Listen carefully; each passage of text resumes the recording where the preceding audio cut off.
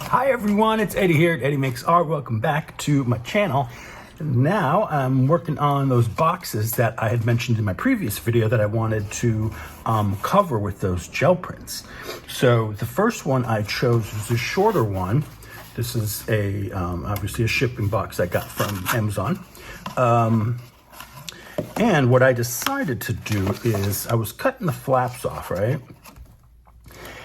And I'm like, you know what? Maybe I'll keep this back one because I could always put like, you know, a placard there or something saying, you know, what's here? What goes in there? I wish I'd thought of that with the other boxes I've made, but these will fit these small golden acrylic fluids perfectly. They all fit in there really well. So the other alteration that I made was to take one of the side flaps here and insert it here into the middle because there's not a middle part when you get the box, right? And so so it looks like that. Let me just show you this one over here. So, you know, it's empty like that. So I took one of those side pieces. I just had to trim it off a little bit and on the side and then here.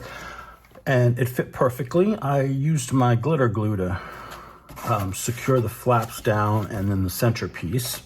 And then I went around and I ripped off as much of the, you know, labeling and stuff off of here.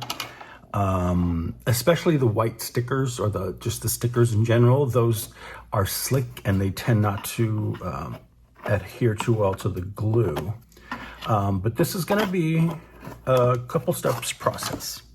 So once I've got my box all ready to go here, the next step I'm gonna take is I'm gonna take these strips of craft packaging and basically decoupage the box. I'm gonna, or what's that what it's called? Or paper mache the box, I don't know.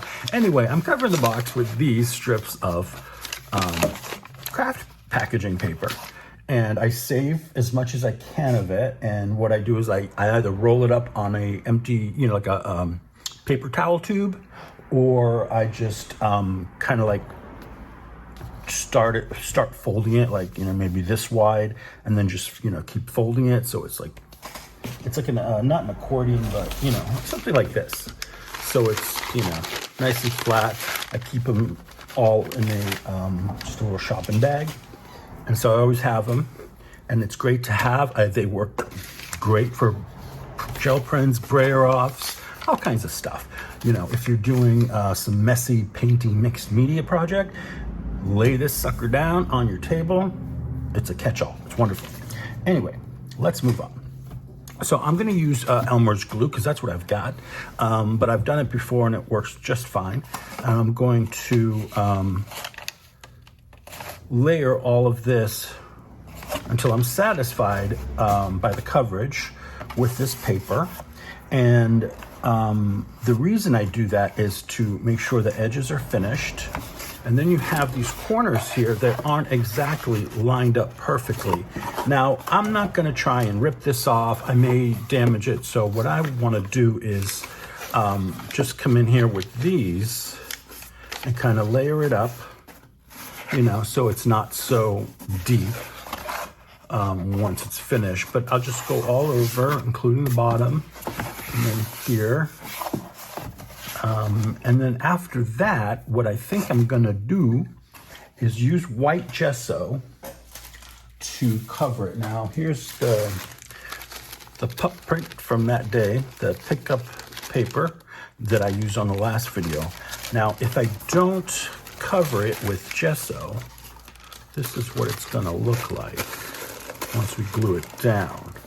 That's not too bad. So I may get away with not having to put the gesso down over it.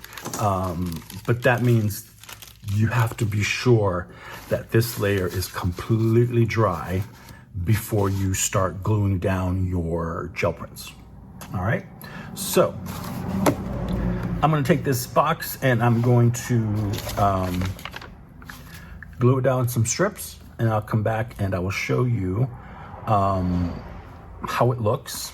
Then have this box too.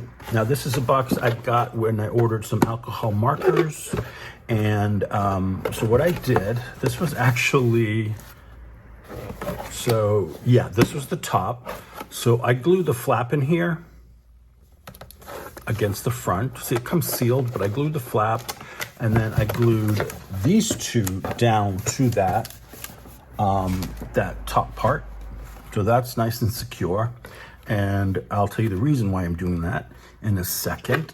For this one, I'm going to take this part off because I wish I'd done that with this, because I didn't want that extra piece there, but you know, hindsight's 50-50.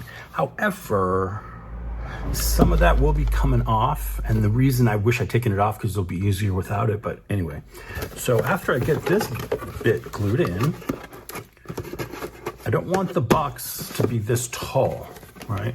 So I'm gonna lay it on its side like this. This is the, and so, you know, you got your top here, your bottom here, top there. I'm gonna cut into this as best I can and open this so that I have this box of this size, and I can insert that way. These tubes will fit in here perfectly. There's enough where they stand out a little bit, so it's easy to pull up, but that's what I'm gonna do with that. So I'm gonna get to it, and then not gonna make you sit and watch me glue papers. That's just boring. So for me, it'll be a little while. For you, it'll be a few seconds. So see you around the corner. Okay, so for me, it's the next day already. These have 2 layers of paper, and they're completely dry. So nice and dry, nice and solid, looking good. I'm gonna start decorating this one here. And I've chosen this paper, this particular print for this one. Let's see, so I cut this in half via the shorter side. So yeah,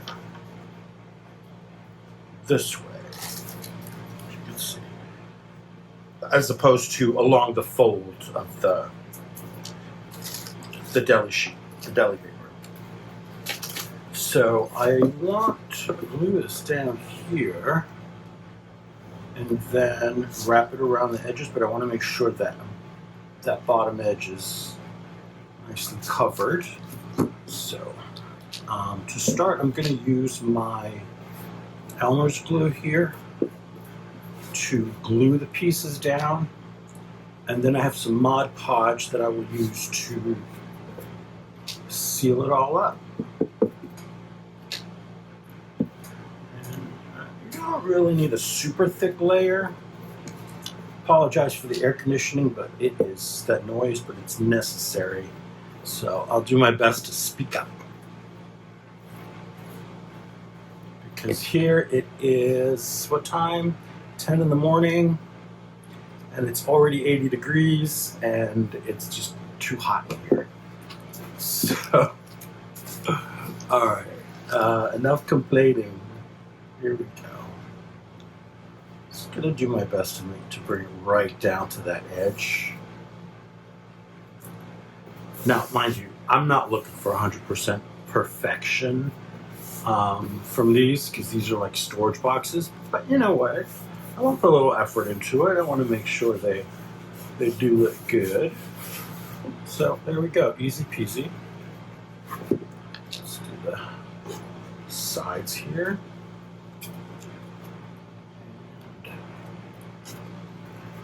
And the reason I do the craft paper onto the box itself in a couple of layers is because it builds up the box strength, and it gives you a smoother surface, I guess. Because when you're doing this layering of the pieces of craft paper, you can get in all the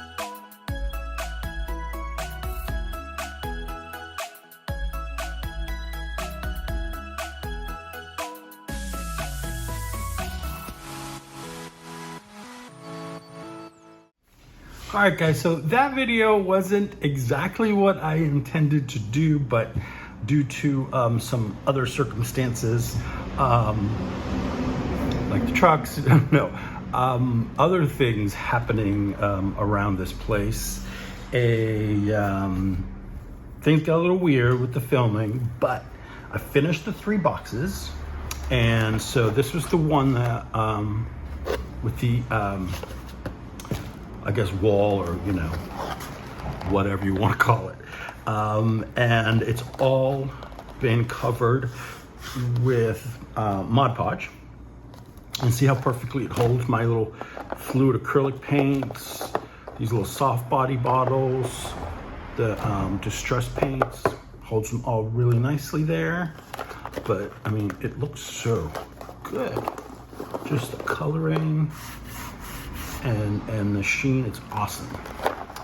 So here's the second box, and as you can see, this one has the gold print on it.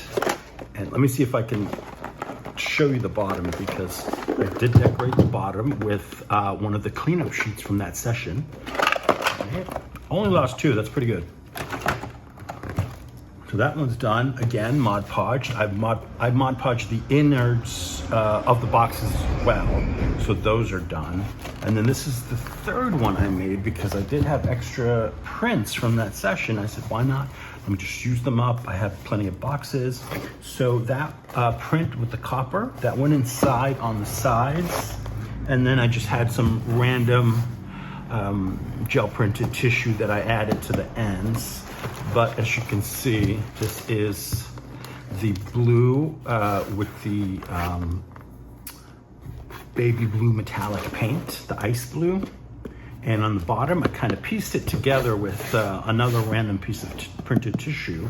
And then I used the rest of these prints to fill that. Actually, no, this was another print. Somebody sent me this on deli paper. That's what this is right here. So I don't know exactly who sent that to me because I don't remember. So if it was you, let me know in the comments. I can say thank you personally. And then the sides are the other print. See, there's 2 different ones. That is fantastic. All right, and what I did, so that one was paints, that one is paints. This one is for, like I put on my little tag here, stuff for junk journals. So all kinds of different tidbits and stuff I've made or stuff people have sent me. Like these envelopes I've made. Got a bunch of random pieces of cardstock, and then these are tags that I made that I never finished.